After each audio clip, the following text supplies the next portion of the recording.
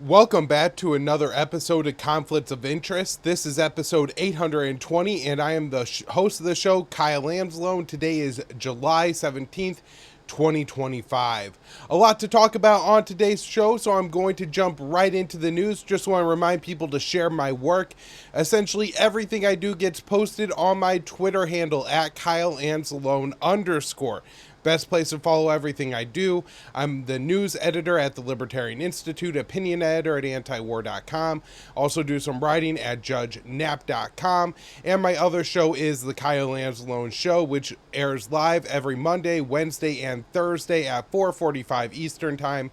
The link for that show, if you could subscribe to the YouTube, it would really help me out, is the first link in the show notes page. Let's jump into the news today. First article we have here, I wrote for the Institute on July 14th. Space Force conducts largest ever orbital warfare drills. So the newest branch of the U.S. military, the Space Force, is conducting its largest war games to date. Dubbed Resolute Space 25, the drills will involve 700 members of the Space Force stationed across the globe. The exercise will be integrated with the U.S. Air Force's Resolute Force Pacific drills. A statement from the Space Force explains, the intent of the Space Force-led exercise is to incorporate at scale space-based and space-enabled capabilities, included but not limited to space electromagnetic warfare, space domain awareness, orbital warfare, and navigational warfare. A high-ranking Guardian, the Space Force's equivalent of an airman or a Marine, said the drills were intended to establish the branch's readiness to wage war in space. So this was Chief of Space Operations General Chance Salzman, and he said, Resolute Space sends a clear message. Guardians are prepared to fight and win in space shoulder to shoulder with the joint and allied partners.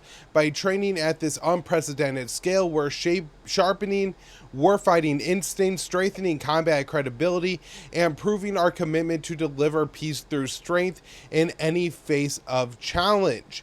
So the Space Force has been seen rapid budget spikes since it was established in 2019. The Big Beautiful Bill, recently signed into law by President Trump, ramped up the Space Force's funding to $40 billion, a 30% increase over last year. Now, while this all sounds very hypothetical and just like a massive waste of money, which it is, I also think it's important to note that some of what the Space Force is doing as far as warfare is probably already occurring. Now, we heard, a bunch of terms of space electromagnetic warfare, orbital warfare, but the one I would highlight on is the navigational warfare, which I'm guessing the U.S. is using to help to defend Ukraine against Russian missile and drone strikes. This is why there's extensive use of these drones that actually have fiber optic cables attached to them. So you can't use this navigational warfare, disrupting interference signals and things like that to bring down drones. Now, next article up here today.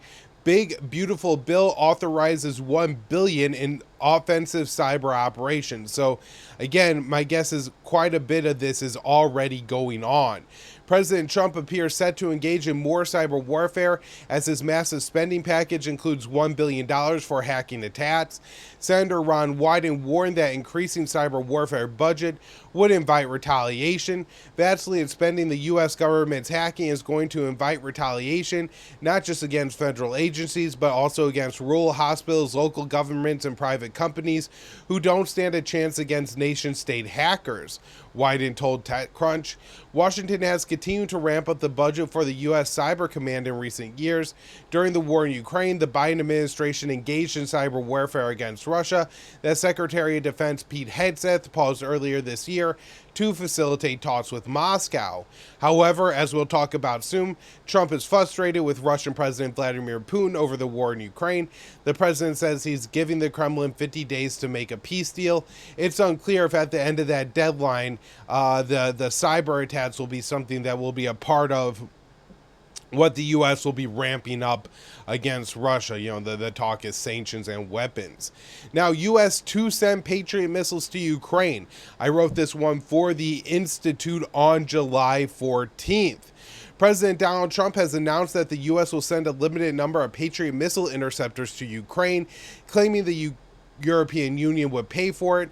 The Pentagon recently halted certain arms transfers to Kiev due to limited supplies, but that decision was reversed quickly. So this is Trump. I haven't agreed on the number yet, but they're going to have some because they do need protection. But the European Union is paying for it. We're not paying for anything, but we'll still send it. We will send the Patriots, which they desperately need because Putin has really surprised a lot of people. He talks nice and then he bombs everybody in the evening. A little problem there. I don't like it. The president has insisted that he has been ripped off by sending more weapons to Ukraine than Europe has.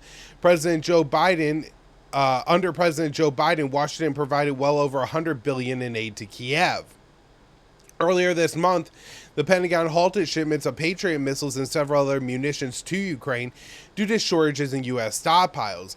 The Department of Defense assessed that it only had 25% of the Patriot interceptors it would need for its battle plans. One thing I want to really highlight here is I think Trump is not tackling the right problem. It is a problem that the U.S. doesn't have the funds to continue to go on and indefinitely arm Ukraine. That's very true. But the short-term crunch right now is in our capacity to produce more Patriot interceptors, which stands between 500 and 600 at the current levels. The fact that we do not have enough of them in our stockpiles and that we're using them in Ukraine, in the Middle East to defend Israel in either Qatar or Israel is just using a lot of our stockpiles. And so even if Europe is paying for these new interceptors or these new interceptor shipments to Ukraine, it doesn't necessarily mean that it's relieving the real problem that the Department of Defense has, which is it doesn't have enough of the Patriots in its own stockpiles. And so this policy would seem to me will be leaving the U.S. and our soldiers stationed around the world very vulnerable to not having enough interceptors to defend themselves from any of the likely retaliatory attacks that could come from all the U.S. and Israeli aggression. So Senator Lindsey Graham is absolutely giddy about the arms transfer to Ukraine, and he said it was an example of Trump's policy shift towards becoming more aggressive towards Moscow and called for a new round of sanctions. He's left open the door regarding Russia. That door is about to close. Senator Richard Blumenthal and I have got about 85 co-sponsors in the United States Senate for congressional sanctions with a sledgehammer available to President Donald Trump to go after Putin's economy and for those countries who prop up Putin's war machine. We'll talk more about those sanctions in just a moment here. Also want to mention in that Face the Nation interview, Graham said something about the U.S. seizing Russian frozen assets in order to fund Ukraine. Again, this isn't necessarily dealing with the actual problem that the United States has. And the second issue on top of this is that the U.S. only has a limited number. Most of Russia's wealth, I believe, is held in Berlin or Brussels, and the U.S. has about $5 billion in frozen Russian assets, and so we could take that money, we could use it to arm Ukraine, but Russia will ask for that money back at some point, and if the U.S. can't give it to Russia because we've already spent it, this is going to be a real lingering problem in unwinding the war. It's going to be more significant when Europe keys in on what the U.S. is doing and also expands their seizing of frozen Russian assets to send money to Ukraine. All right. So this is probably the most disturbing article I have on the show today. Trump asked Zelensky if Ukraine could strike Moscow with U.S. provided weapons. In a call on July 4th, President Donald Trump asked Ukrainian leader Zelensky if Kiev could strike Moscow and St. Petersburg. When Joe Biden allowed Ukraine to strike sites inside Russia last year, Trump slammed the move. So the Financial Times reported speaking with people familiar with the conversation who explained that Trump and Trump asked Zelensky whether he could strike Moscow if the U.S. provided long-range weapons. Zoldomir, can you hit Moscow? Can you hit St. Petersburg too? Trump asked. Zelensky replied, absolutely, we can if you give us the weapons. Last year, President Biden gave Ukraine permission to target inside of Russia with long-range U.S. weapons. At the time, President-elect Trump said, I disagree very vehemently with sending missiles hundreds of miles into Russia. Why are we doing that? We're escalating this war and making it worse. That shouldn't have not allowed to been done. Authorizing strikes on Moscow or St. Petersburg will require Trump to authorize Zelensky to strike deeper into Russia than Biden allowed. The sources speaking with FT said Trump encouraged Zelensky to conduct deeper strikes against Russia. The president told the Ukrainian leader the goal was to make Russia feel the pain. Trump has expressed increasing frustration that Russian President Vladimir Putin is unwilling to end the war in Ukraine. During his campaign, Trump was critical of Biden for sending Ukraine over $100 billion in aid and pledged to bring the war to a close on his first day in office. Zelensky has provided the U.S. with a long list of weapons Ukraine would like to acquire. On Monday, Trump announced that NATO countries would buy $10 billion worth of weapons and transfer them to Ukraine. The plan bypasses the need for Trump to get approval from Congress. Since taking office, Trump has continued to send weapons to Ukraine that were approved under Biden. However, last week, the president said he would send some more weapons to Ukraine. The United States is sending a limited number of Patriot interceptors to Ukraine. The White House has ruled out sending Tomahawk long-range cruise missiles to Kiev, and that was something on Zelensky's request list. And Trump denied the Financial Times report on Tuesday, telling reporters, no, Zelensky shouldn't target Moscow. I tend to think that Trump probably said what the Financial Times reported he did, and he is now walking it back, although obviously don't have any conclusive evidence for that. Next up here, Trump announces weapons plan for Ukraine, gives Russia 50-day deadline for tariffs. So President Trump met with NATO Secretary General Mark Rutte at the White House and announced a plan to provide Ukraine with billions of dollars worth of U.S. military equipment by selling NATO weapons to NATO countries that will then be transferred to the war-torn nation.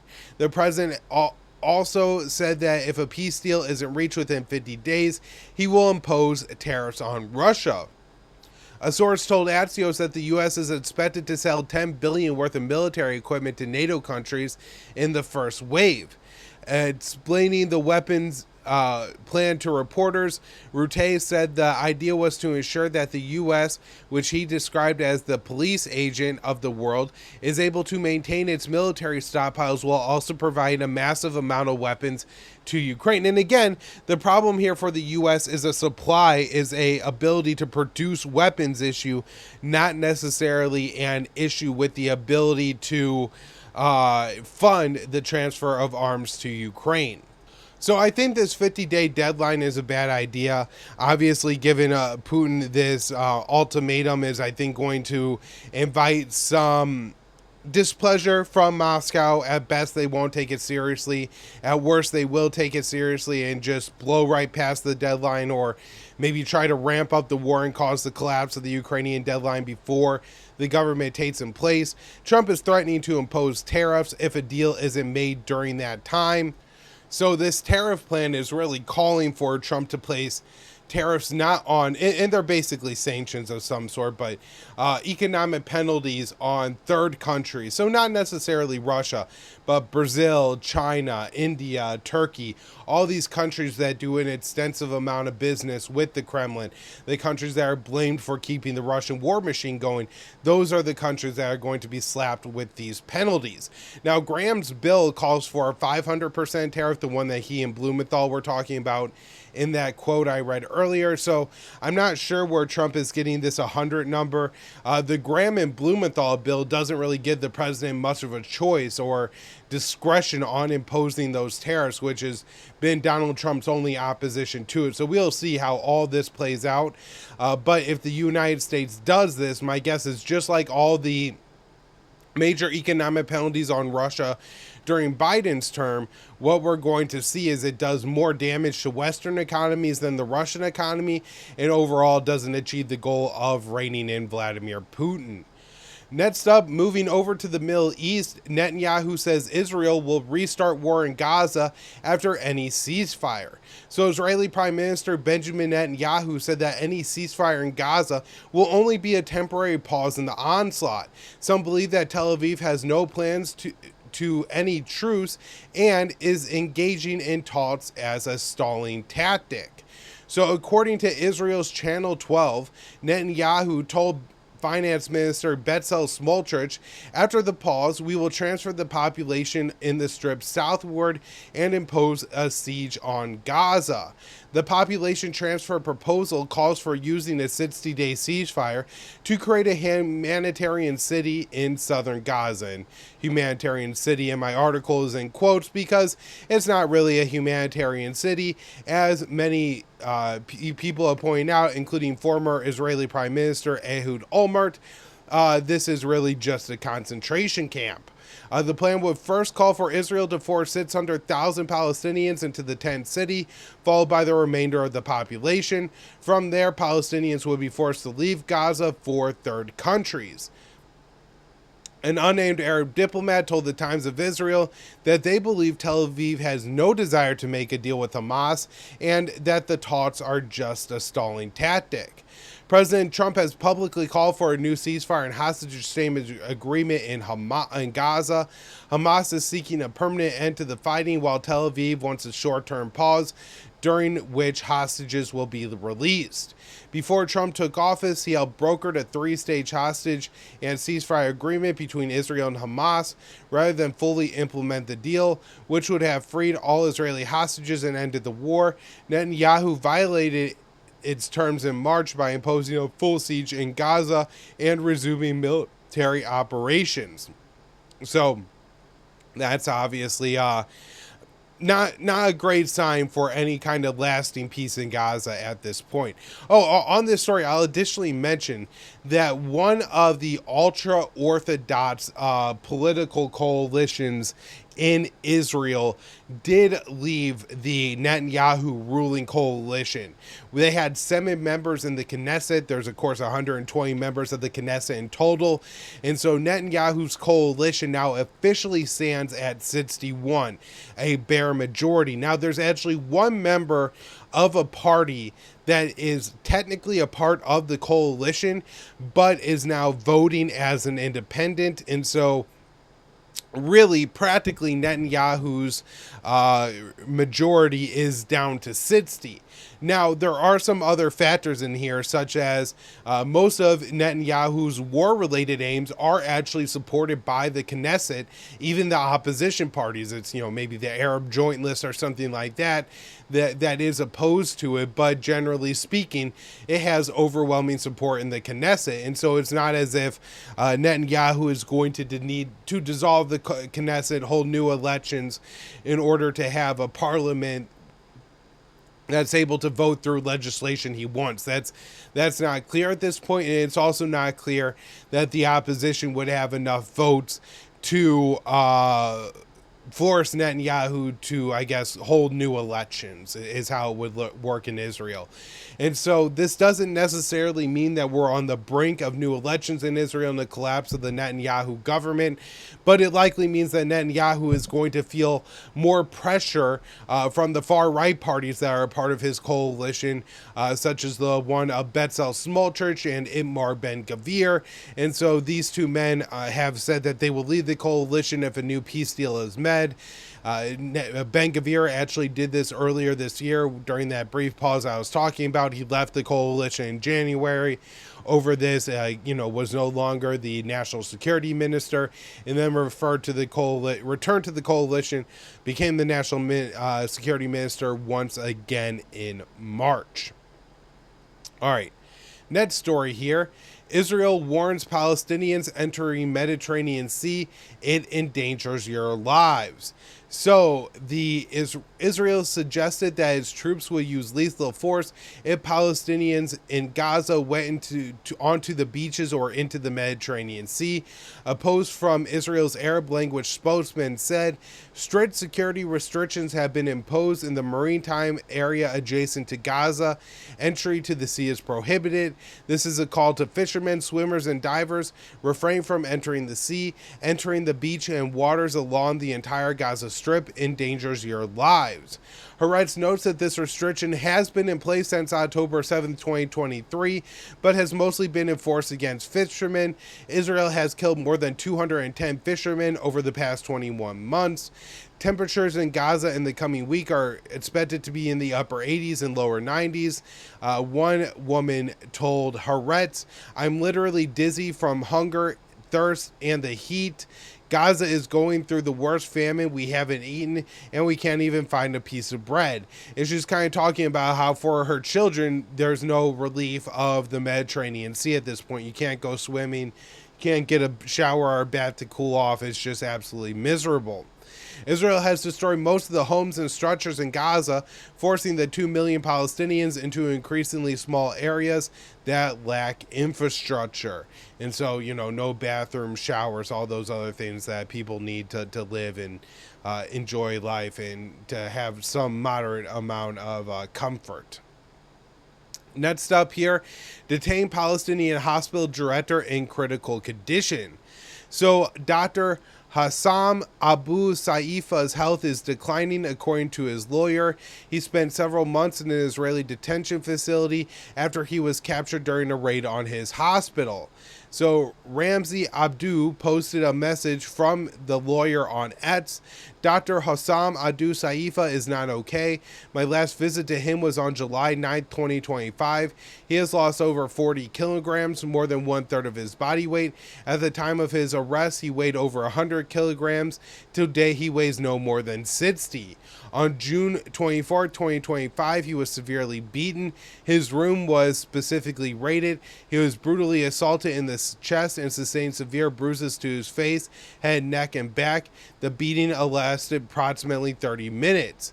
The doctor requested medical care, proper testing, and to be examined by a cardiologist, but all of this was denied. He suffers from an irregular heartbeat. His eyeglasses, which he had recently been sent to him through his lawyer, were broken.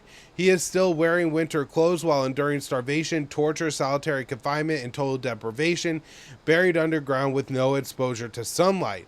Dr. Hassam Abu Saifa, like all Palestinian detainees, is not okay. He was the doctor of the Kamal Adwan Hospital in northern Gaza before the Israeli military shut it down. In December, the hospital was under Israeli siege. The doctor gave several interviews describing the dire situation for those injured. Eventually, Israel forced the hospital to evacuate, and Abu Saifa was arrested. Med Global co-founder John Collar told NBC News last month that he was very afraid that Abu Saifa won't make it out alive from detention. He said, "The doctor is a friend of mine, a hero, and a mentor." And this is just another man that Israel is starving to death and killing. Highly disturbing story here. 1 in 10 Palestinian children screened by UNRWA are malnourished. So a large number of Palestinian children are malnourished, according to screening by UNRWA. A statement from the head of UNRWA, Felipe Lanzare, explained 1 in 10 children screened in UNRWA medical facilities are malnourished. Malnutrition among children has increased amid severe shortages of nutritional supplies. At the beginning of March, Israel imposed a full blockade on Gaza, including all aid. Tel Aviv maintained the total siege until the end of May. At that point, Israel allowed a small amount of aid to enter the strip to be distributed by the Gaza Humanitarian Foundation, or the GHF. The aid provided by the GHF is insufficient and distributed chaotically, leading to fights over food. Lanzari said, Salam, a 7-month-old baby, died of malnutrition last week. Before the war, malnutrition was rare in Gaza. Now it is engineered and man-made. Additionally, there are only 4 GHF sites in Gaza, meaning most Palestinians had to travel long distances to receive a meager amount of food.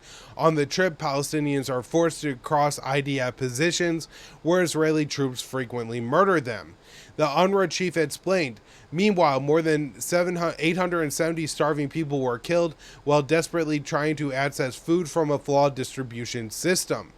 Earlier this month, Amnesty International issued a report arguing that the GHF is a tool of Israel's genocide in Gaza, to deliberately impose conditions of life calculated to bring about their physical destruction as a part of its ongoing genocide.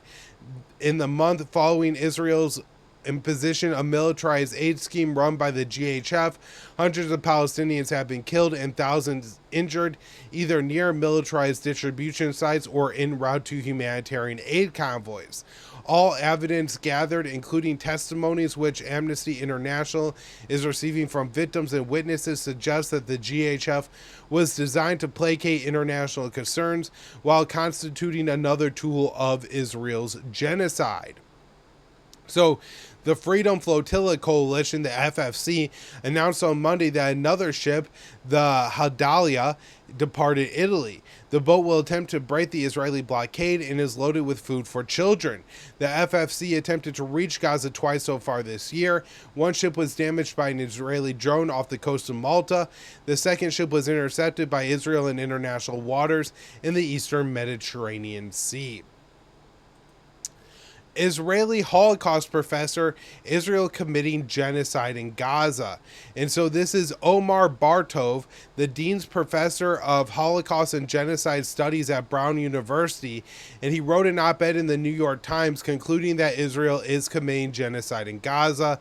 And just for the record, this guy is an IDF veteran, is an Israeli, and so this is not some statement from a raging anti-Semite like all the defenders of Israel will say.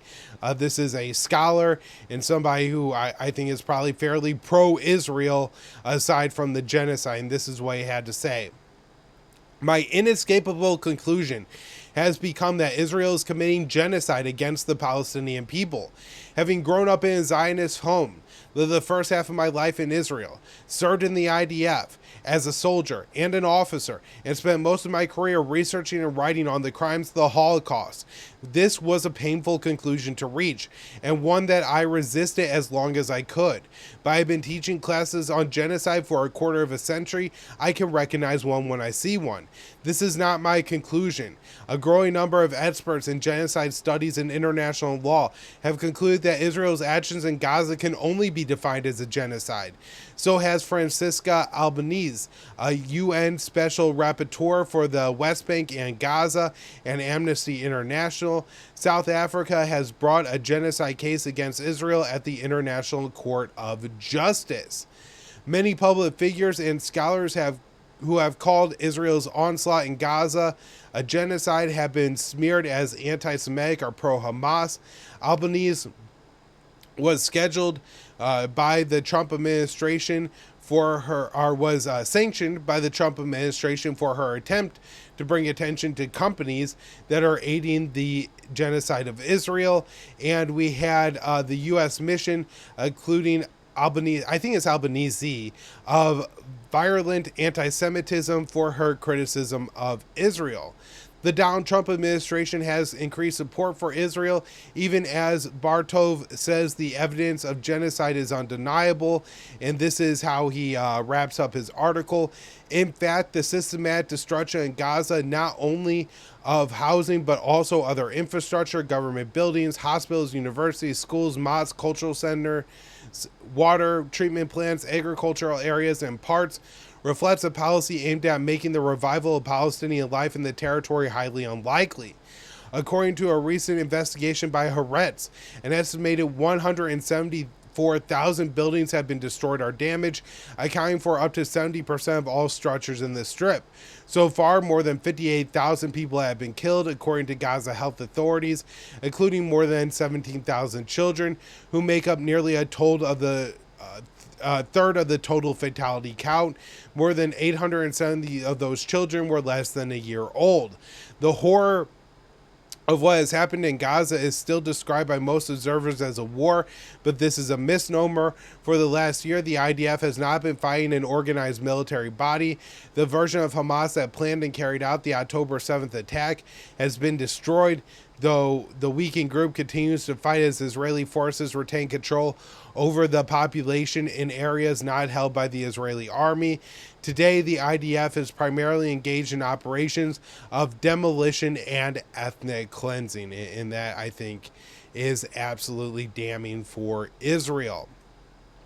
All right, so the Israeli energy minister is calling for the Knesset to pass a new bill that would cut off power and water to the UNRWA offices. And you can understand why when UNRWA is putting out scathing reports about what Israel is doing in Gaza.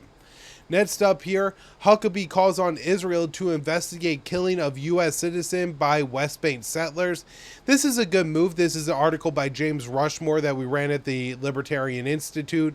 And Huckabee is just saying that, hey, something needs to be done about this. But, of course, expecting Israel to do something about this is quite unlikely. We heard this a lot from the Biden administration. Oh, the Israelis need to investigate this, that, or the other thing. And rarely is it done, and nobody is held to account when it's not done. And so this really isn't a demand, it's more just a public relations statement. This is why I wrote for JudgeNap.com on July 15th. Israeli minister calls for assassination of the Syrian president. And so this was made a statement made by the Diaspora Affairs Minister and said, if it looks like Hamas, talks like Hamas, and acts like a Hamas, it's Hamas. We must not stand idly by in the face of Islamic Nazi terror regime of Al-Qaeda in suit and tie. Anyone who thinks Ahmed al-Shara is a legitimate leader is gravely mistaken. He's a terrorist, a barbaric murderer who should be eliminated without delay. And most of the statement, at least a characterization of al-Shara or Abu Muhammad al-Jawlani as a Islamist Al-Qaeda member, I think is correct. And good that somebody's calling it out. It's worth mentioning, though, that Israel, the United States, Turkey are all responsible for Jawlani being ahead of Syria at this point in time.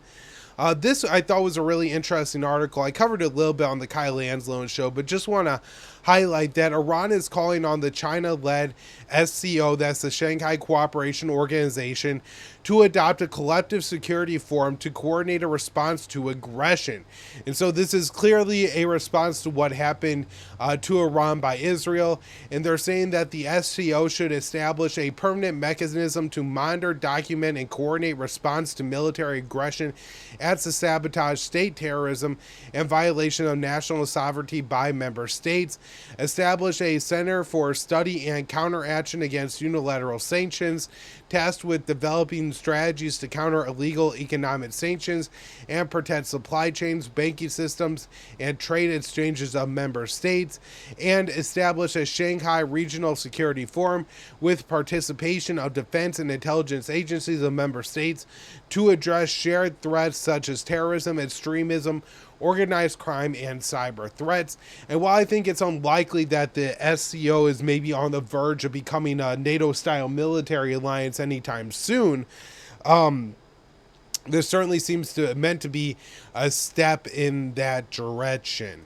Last up here today, Iranian advisor says no nuclear talks if U.S. demands Iran abandon nuclear enrichment. And we've heard this from the Iranian foreign minister, so I'm not surprised by it. Iran is saying without assurances that the U.S. and Israel won't attack again, they're not going to return to talks. They're not going to return to talks that the U.S. is demanding Iran give up its nuclear enrichment program. I don't think the U.S. is going to walk away from those demands. And so I'm very concerned that this is putting the U.S. and Iran on another path to conflict. All right, that'll wrap up the show for today. We will be back with another episode of the Kyle Anzalone show today at 4:45 Eastern time, so be sure to check that out. And I got a big appearance coming up. Really excited for it, so be sure to follow me on X so you don't miss it when I'm on a really big show. Hopefully on Friday. Thanks, everyone.